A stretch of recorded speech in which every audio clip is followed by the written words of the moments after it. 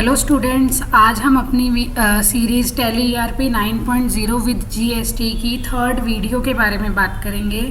आज का जो हमारा टॉपिक है वो है बेसिक अकाउंटिंग कंसेप्ट्स। हमने लास्ट क्लास में भी इसी के बारे में पढ़ा था, बट लास्ट क्लास में हमने इसके बारे में डिटेल में नहीं पढ़ा था।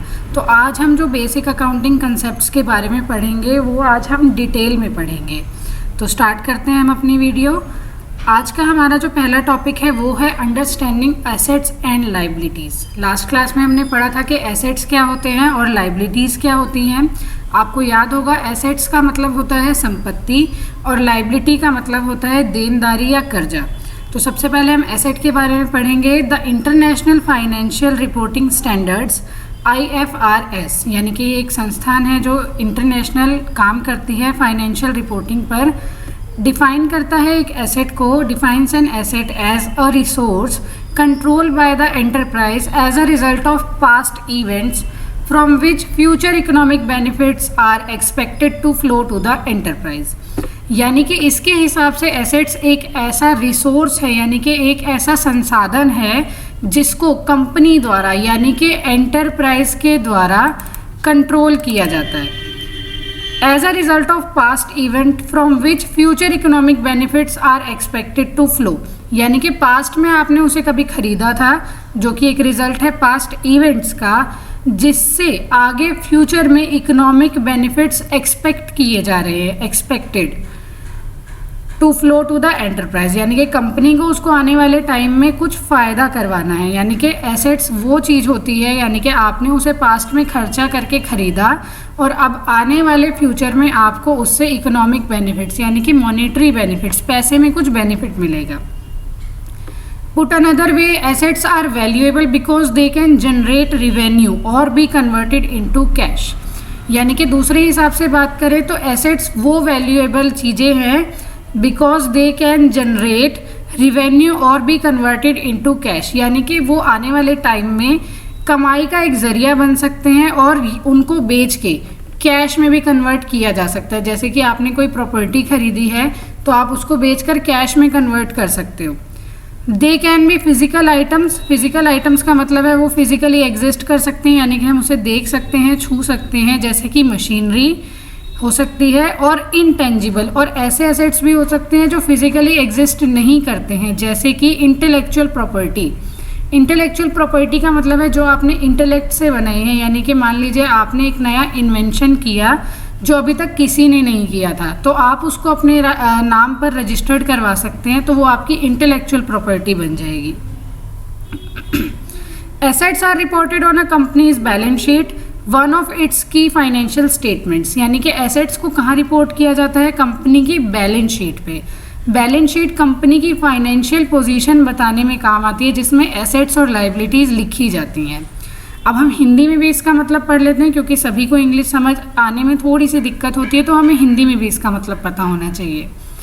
एसेट का मतलब है संपत्ति, यानी कोई भी ऐसी वस्तु या चीज़ जो हमें अभी या भविष्य में कमाई करके दे। यह संपत्ति किसी व्यक्ति या कोई कंपनी की भी हो सकती है। उदाहरण के तौर पर, अगर आपके पास कोई ज़मीन है जो आपने बहुत साल पहले खरीदी थी और अब उसकी कीमत अच्छी खासी बढ़ गई है, उसे एसेट या संपत्ति कहा जाएगा। यानी कि एसेट का मतलब है यहाँ पे संपत्ति, कोई भी चीज़ जो हमें अभी या भविष्य में कमाई करके दे, यानी कि भविष्य में या अभी हमें फ़ायदा पहुँचाए। यह संपत्ति किसी भी व्यक्ति यानी कि आपकी भी हो सकती है या किसी कंपनी की भी हो सकती है। उदाहरण दे रखा है, यदि आपने कोई ज़मीन खरीदी है जो बहुत साल पहले आपने खरीदी थी और अब उसकी कीमत काफ़ी बढ़ गई है, तो उसे एसेट या संपत्ति कहा जाएगा।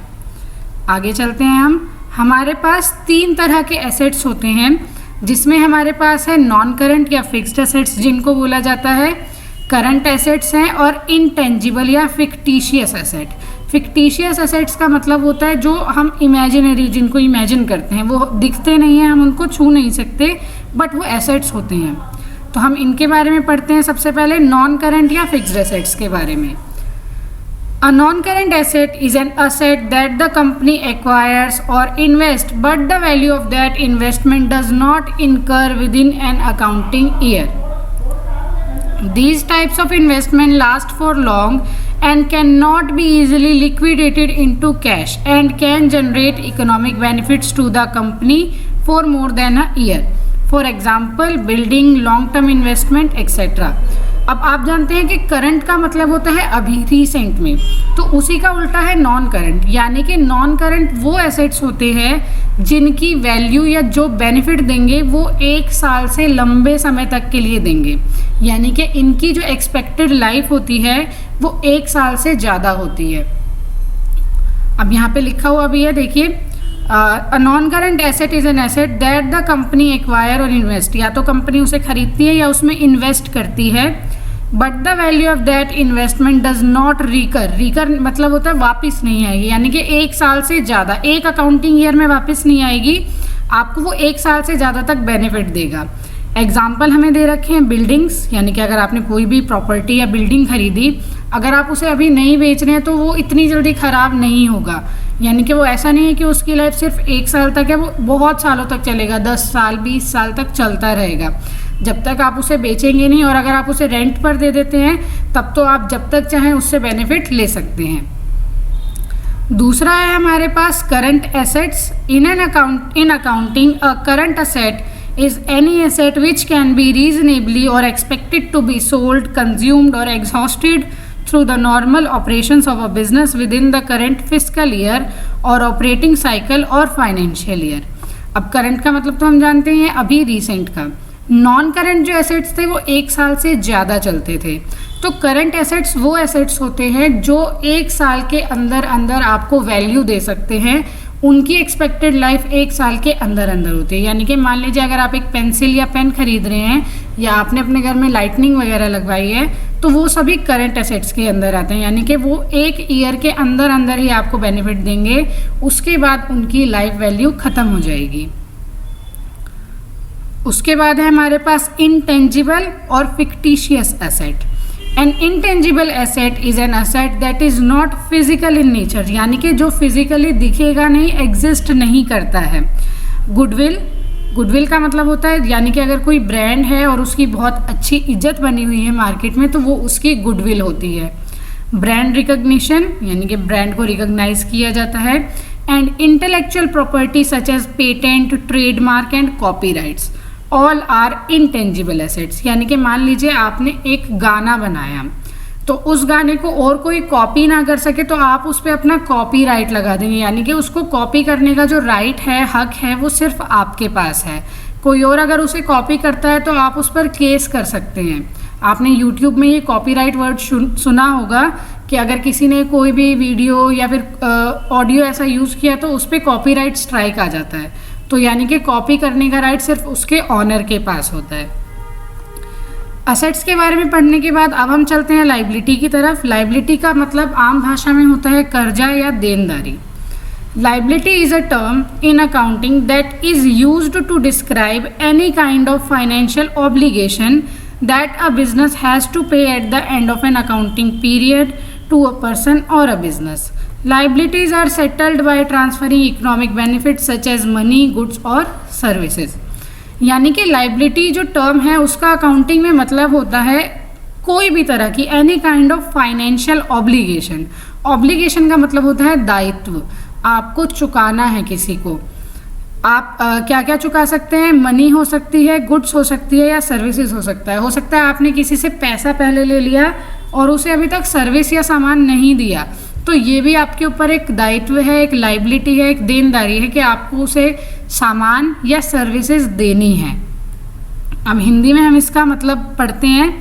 लाइबिलिटी का मतलब होता है दायित्व, उधार या डेट, यानी जो पैसा हम दूसरों से लिए हुए हैं और हमें उसे वापस करना है।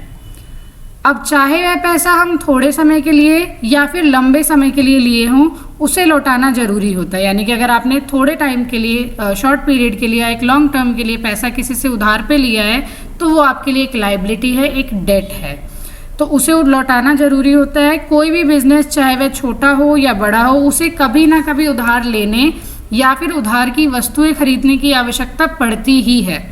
यानी कि कोई भी बिजनेस अगर आपके पास अभी इनकम जनरेट नहीं हो रही है या इनकम जनरेट है बट वो एसेट्स की फॉर्म में है, कैश की फॉर्म में नहीं है, तो आपको उधार लेने की ज़रूरत पड़ सकती है। अगर हम अपने बिजनेस के लिए कोई लोन लेते हैं या किसी से उधार में गुड्स परचेज करते हैं तो उनका पैसे लौटाना हमारा दायित्व होता है, और इसी तरह बिजनेस की जितनी भी लायबिलिटीज़ होती हैं उन्हें जल्द से जल्द पे कर देते हैं या लौटा देते हैं। आसान शब्दों में कहें तो लायबिलिटीज़ वह होती है जो हम अपनी कैपिटल को बढ़ाने के लिए किसी से लोन लेते हैं या फिर अपने सप्लायर या क्रेडिटर से उधार में परचेज करते हैं।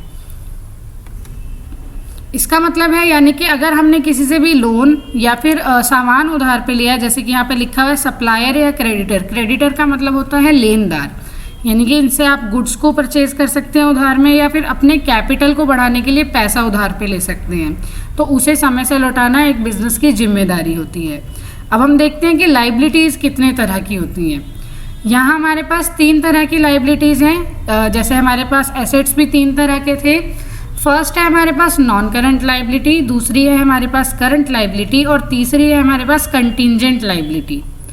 नॉन करंट लायबिलिटीज़ के बारे में पढ़ते हैं अब हम। Non current liabilities are refer to as the long term debts और financial obligations that are listed on the balance sheet of a company.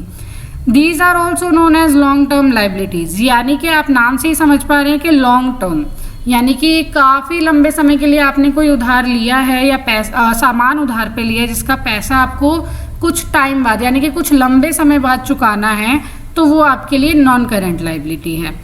इसी का उल्टा होता है करंट लायबिलिटी, यानी कि इसका पैसा आपको 1 साल के अंदर अंदर चुकाना होता है।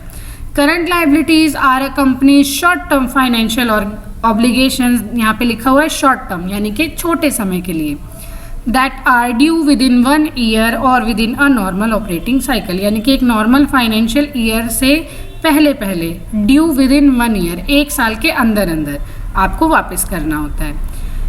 अब हमारे पास है कंटिंजेंट लायबिलिटी। कंटिंजेंट लायबिलिटी का मतलब आप ऐसे समझ सकते हैं जैसे कि कोई इमरजेंसी, यानी कि ये लायबिलिटी आपके ऊपर आ सकती है, दायित्व आ सकता है, लेकिन ये कब आएगा इसके बारे में किसी को नहीं पता होता।